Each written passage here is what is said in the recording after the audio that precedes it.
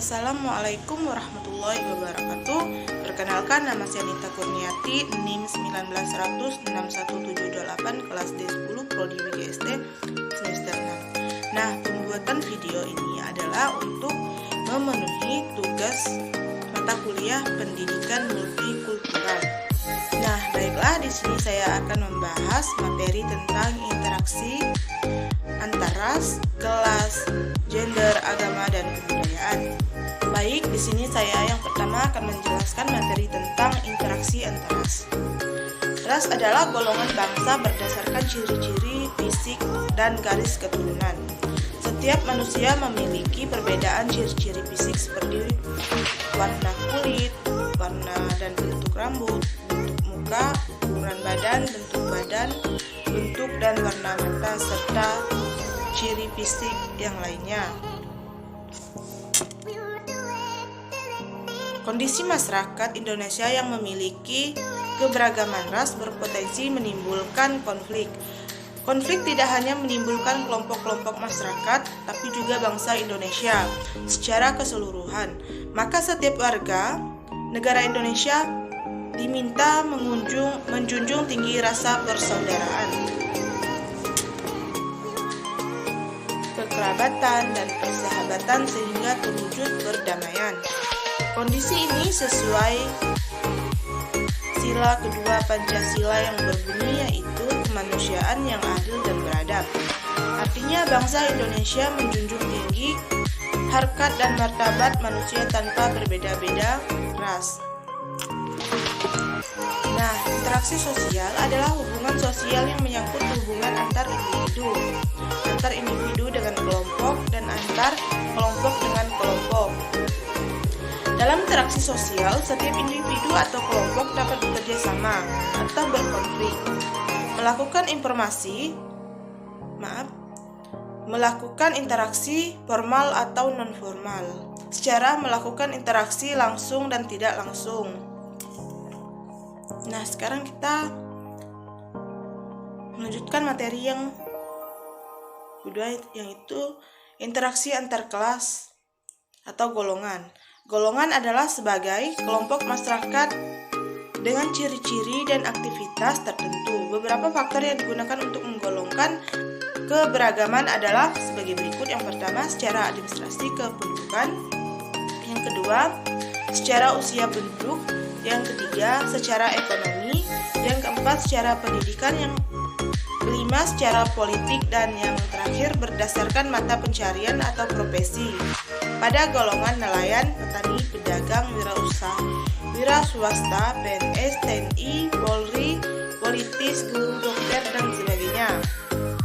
Selain keberagaman di atas, ada juga penggolongan sosial yang berkembang di masyarakat. Salah satunya tercermin dalam berbagai organisasi sosial.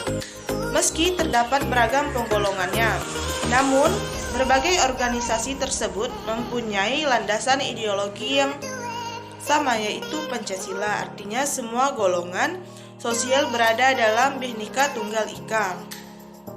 Nah, kita akan memasuki materi interaksi antar gender. Interaksi antar gender secara biologis tentu saja pria dan wanita memiliki perbedaan ciri-ciri fisik. Namun keduanya memiliki hak yang sama. Tidak jarang wanita dianggap lebih lemah daripada laki-laki. Ada banyak label yang melekat pada seseorang berdasarkan jenis kelaminnya.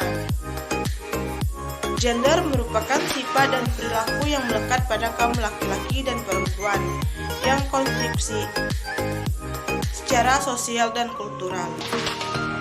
Sedangkan jenis kelamin merupakan kodrat Tuhan. Gender adalah konsep kultural berupaya membuat perbedaan dalam hal peran, mentalitas, dan karakteristik emosional antara laki-laki dan perempuan yang berkembang dalam masyarakat. Keberagaman gender menimbulkan peran yang beragam. Peran gender dapat dibedakan menjadi peran produktif dan reproduktif dalam kemasyarakatan. Ada banyak sekali contoh nyata dari referensi sosial yang mungkin kamu lihat dalam kehidupan sehari-hari. Misalnya, jika melihat dari segi budaya masyarakat di Papua pastilah berbeda dengan budaya masyarakat di Jawa. Akan tetapi sebetulnya perbedaan yang ada, meskipun mungkin signifikan, tidaklah penting untuk selanjutnya dijadikan pembatas antara keduanya. Hal ini karena baik masyarakat Papua maupun masyarakat Jawa sama-sama memiliki hak dan kewajiban yang sama di mata negara dan hukum. Nah, selanjutnya kita akan memasuki materi interaksi antar agama. Agama adalah sistem keyakinan kepada Tuhan, kebebasan beragam dijamin oleh Undang-Undang Dasar 1945. Agama yang diakui secara sah di Indonesia adalah agama Islam, Kristen, Katolik, Hindu, Buddha, dan Konghucu.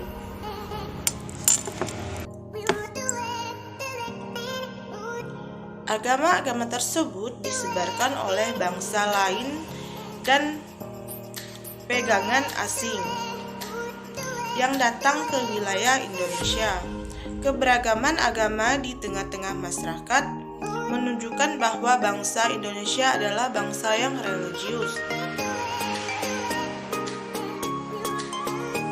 Nah, sekarang kita akan memasuki interaksi antar kebudayaan. Budaya dan komunikasi mempunyai hubungan yang sangat erat. Orang berkomunikasi sesuai dengan budaya yang dimilikinya. Kapan, dengan siapa, berapa banyak hal yang dikomunikasikan sangat bergantung pada budaya dari orang-orang yang berinteraksi. Melalui pengaruh budayalah orang-orang belajar berkomunikasi. Komunikasi antar budaya sendiri dapat dipahami pernyataan diri antara pribadi yang paling efektif antara dua orang yang saling berbeda latar belakang budaya. Dalam rangka memahami kajian komunikasi antar budaya, maka kita mengenal beberapa asumsi, yaitu proses komunikasi antar budaya sama seperti proses komunikasi lainnya. Dalam kenyataan sosial disebutkan bahwa manusia tidak dapat dikatakan berinteraksi sosial kalau tidak berkomunikasi. Demikian pula, dapat dikatakan bahwa interaksi adalah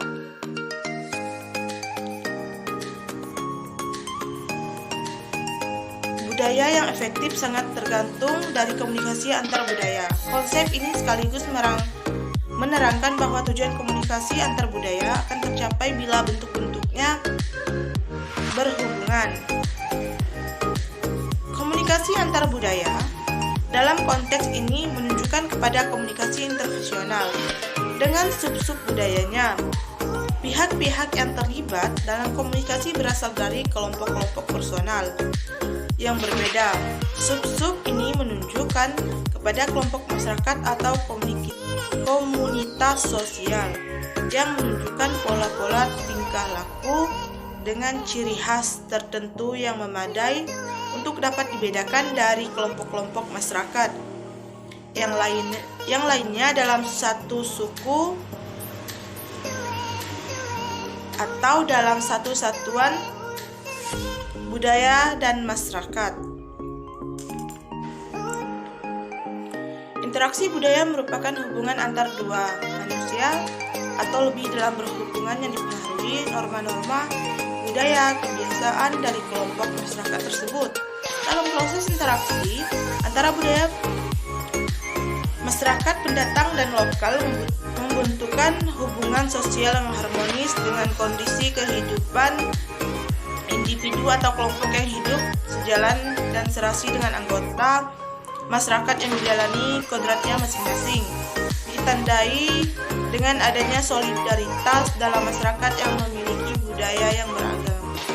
Sekian penjelasan saya. Terima kasih. Assalamualaikum warahmatullahi wabarakatuh.